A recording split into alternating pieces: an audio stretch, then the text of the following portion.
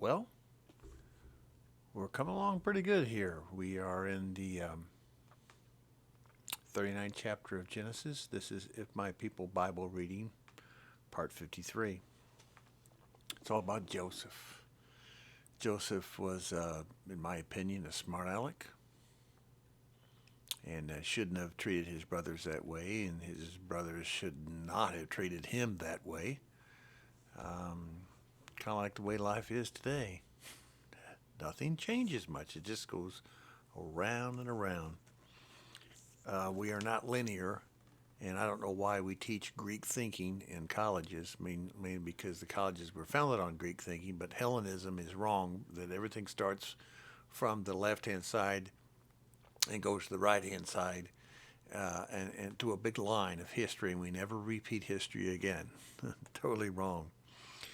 Joseph was taken. He ended up in Egypt, and he was sold as a slave, and he ended up in Potiphar's house, and Potiphar was the Egyptian, one of the Pharaoh's officials, captain, very powerful man, which means he had people underneath him of great authority. Joseph prospered while he was with Potiphar. Joseph was who Joseph was, probably a good, righteous individual, somewhat like Abraham. And he came from Abraham, so there you go. That DNA, the good DNA, just keeps going. And it gets in a situation with Potiphar's wife. Potiphar's wife is sinful, and she gets in a situation. She went her way, and she's rich, and it's just the problem with rich things is people forget who they are, and so she uses her authority to get Joseph in trouble. Joseph goes to prison, and he's thrown in prison, and he's going to stay there a long, long time because it's based on the Pharaoh. The Pharaoh can do whatever he wants. The Pharaoh is like a high priest type person and a high government official, kind of like a false Melchizedek.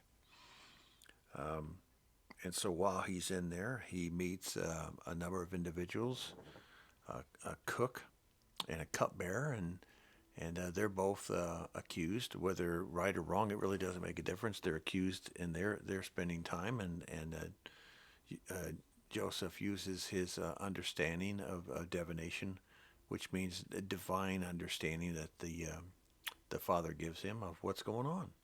Basically, the father tells him what's going on, and does the father do this to everyone? No.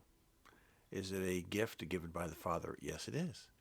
Um, are certain people meant to have certain gifts? Yes. Okay. The divinations that are given are prophecy, and the difference between a true diviner, true prophecy, and a false one is that every single statement that comes out of the mouth of a person who's honest, it will happen. If he's a false prophet, a false diviner, then it doesn't happen, and he's simply a good guesser. But anyway, he's not given the gift. So that's what that all is all about. It ends up that some of the things come true, and somebody loses their head over it, and somebody gets released from prison. Somebody makes promises to Joseph. Joseph wanted to say, "Hey, remember me, and let everybody know that I'm falsely accused, and I was sold into slavery by my brothers, and here I am, and I didn't do any of these things, so I didn't do anything to Potiphar's to wife. Get me out of here." And he forgets. What else is new? But later on, he has guilt feelings, and he brings it up, and he goes to Pharaoh. Lets Pharaoh knows what's going on, and Joseph interprets dreams of the Pharaoh, and the Pharaoh really appreciates what's happening because he tells him, "Hey, this is going to happen. Bad things are going to come. Good things are going to come first. So while you're doing all the good stuff, especially with the crops, keep your crops going, store them away, prepare for the bad years, because everything about the bad years is going to take away all the good years, and it's all going to come to naught at the end of it. So all the great 7 years that you have don't mean nothing after the second and the third year of the famine. And after the famine continues and gets even worse, people are going to totally forget about all the good stuff you ever did." Um, That's the story of Joseph. And Joseph continued to be a man of his word. And his we get up to chapter 42 when his dad, Yaakov, Israel, decides to send the family members to Egypt to buy grain because they were the only ones that were smart enough to keep grain and have it during the famine. And Joseph realizes this right from the beginning, and he plays on his brothers on several times as they go back and forth to Jacob, because Joseph wants to meet his son, his younger brother, the youngest son of Israel, Benjamin, because Benjamin really loved the mother of Joseph and Benjamin. He really did. He favored him. And is that right? Nope. Is it righteous? Righteous has nothing to do with it. He just played favorites. Is that good for family? No. And how do we know that? Well, look how it turns out here. How did it turn out for Joseph to pull shenanigans on his brothers? It didn't. So, what goes around comes around. But all this ends up being that the brothers all get together, and Joseph just says this to his dad and his brothers: "Hey, everything that happened, it was meant to be.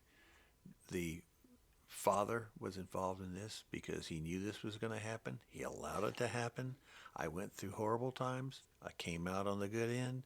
You went through horrible times. You came out on the good end. Uh, uh, Dad, Israel, came upon bad times and never saw an end to this, never possibly saw a good ending to this.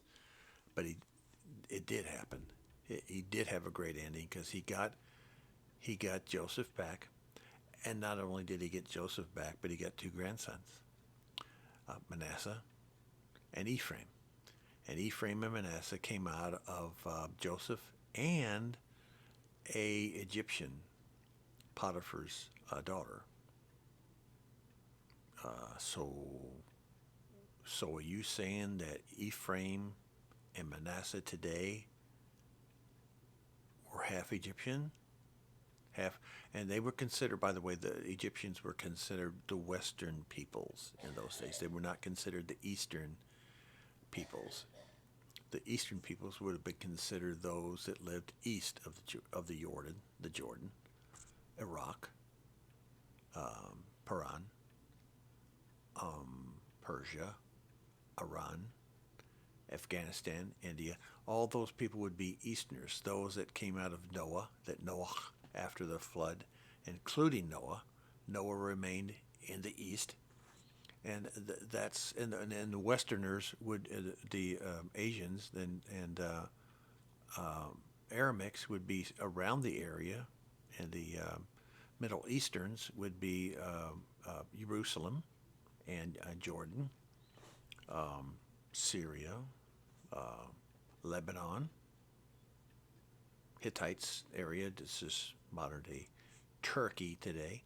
And the Westerners would be Greece, Thrace, Egypt, Libya, and all lands west, all the way to the coast, which would be Tarshish, Spain, Gau, France, and the Isles, uh, England, Scotland, Wales, Ireland. Kind of a little geography lesson there. So we, most people in the United States, are Ephraimites, the smaller but more powerful, and the larger would be Manasseh. Manasseh is, you got to, when you think of England, you have to include England and Australia and Canada. When you add up England, Scotland, most of Ireland, Wales, parts of Africa, used to be India, but that kind of went away in the 1920s. But all of Austria, New Zealand, a number of isles in the Indonesia area, just like the United States has isles there, and Canada. Add it up. That's a lot of land. That's a lot. That's more than the United States. So England is actually the larger brother. We're the smaller ones, and so, but we're the most powerful ones financially as far as that goes, for now. So when you do Bible study, you do apologetics as we go through the all the reading in the Old Covenant, you'll read through the prophets. And when you read, here's the key word that we're going to get out of this study today. When you read the key word Ephraim in the 12 prophets, the minor prophets, and even Isaiah and even Ezekiel, but when you see the word Ephraim and Manasseh, both together, but mostly Ephraim, there's bad judgment coming on Ephraim in the last days. They will suffer for their arrogance and their wealth and their sins. It's there. So is the United States in the Bible? Absolutely. Is it in the New Covenant? Well, it's in the Revelation, but it's hard to see there unless you've gone through the 12 prophets. Read all the prophets, plus Isaiah, plus Ezekiel, but especially the minor prophets, and you will see Ephraim throughout, and it is not good. So for those living in the United States that you think, well, woe to us, we're such a Christian nation.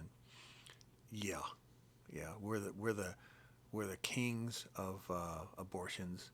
We're the kings of destroying schools. We're the kings of allowing the elemental P's, the Q's, all the sexual perversion that you could possibly think of. We're in charge of the Supreme Court, which way back in the 60s allowed for the beginnings of understanding of abortions that we just continue and will not get rid of. And are we going to pay a gigantic price for that? Yes, we are. Are we starting to pay for it right now? Our system of government is faltering because we should be a nation, a republic of laws, and we're a lawless nation because, number one, people are disobeying the laws, and number two, there's so many laws it's ridiculous. I mean, they sit there in Congress and they make laws. That's not good. That we have too many laws right now. There's so many laws you can't keep up with them. So people just ignore them all. They're and become a lawless nation. They all follow the law according to they want to believe. They want to hear. They want to obey what they want. And that's when you get to a point in a nation where that's what it is, then you're a lawless nation. I'm not gonna butter this up any other way. You know it, I know it, and it's about time people say it. I wish to Yahweh they'd say it on the pulpits today. But all they do is sit there and say, well, we got to do what we're told. And let's all sit around and talk with this. Everybody needs to talk with this. Did you understand anything I was saying? That's the land that we're living in.